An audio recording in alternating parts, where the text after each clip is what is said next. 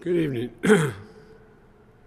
I know I can speak for all Americans when I say our hearts are with the people of New Orleans after the despicable attack that occurred in the early morning hours. To all the families of those who were killed, to all those who were injured, to all the people of New Orleans who are grieving today, I want you to know I grieve with you. Our nation grieves with you. We're going to stand with you as you mourn and as you heal in the weeks to come. I want to thank our brave first responders and law enforcement personnel who stopped the attacker in his tracks before he could kill or injure even more people. And I want to thank you to everyone at the Department of Homeland Security, the Department of Justice, including the FBI, for working nonstop to investigate this heinous act. The FBI is leading the investigation to determine what happened, why it happened, and whether there was any continuing threat to public safety.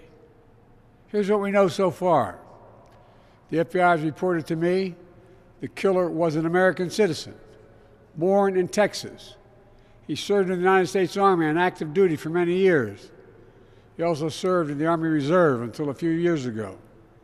The FBI also reported to me that mere hours before the attack, he posted videos on social media indicating that he was inspired by ISIS, expressing a desire to kill. The ISIS flag was found in his vehicle, which he rented to conduct this attack. Possible explosives were found in the vehicle as well, and more explosives were found nearby.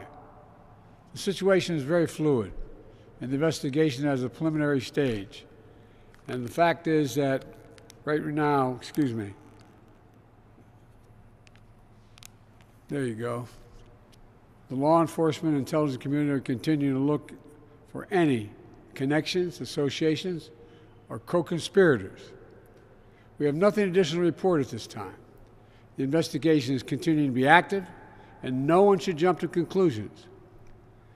I've directed my Attorney General, the FBI Director, the Secretary of Homeland Security, the head of the National Counter-Terrorism Center, and the intelligence community to work on this intensively until we have a full and complete information. And once we have that information, I will share that information as soon as we can confirm it.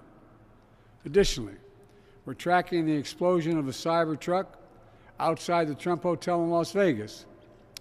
Law enforcement and the intelligence community are investigating this as well, including whether there's any possible connection with the attack in New Orleans.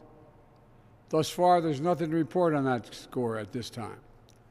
I directed my team to make sure every resource is made available to federal, state, and local law enforcement to complete the investigation in New Orleans quickly and to make sure there's no remaining threat to the American people. And we'll support the people of New Orleans as they begin the hard work of healing. New Orleans is a place unlike any other place in the world. It's a city full of charm and joy. So many people around the world love New Orleans because of its history, its culture, and above all, its people. So I know, while this person committed a terrible assault on the city, the spirit of our New Orleans will never, never, never be defeated. It always will shine forth. We've seen that time and time again throughout its history, and I know we'll see it again in the days and weeks ahead. May God bless the people of New Orleans. May God bless our police and our first responders. May God protect our troops, and we'll keep you fully contemporaneously informed. Thank you. Have you spoken to President Trump? Are you concerned about more attacks? Have you spoken to President Trump?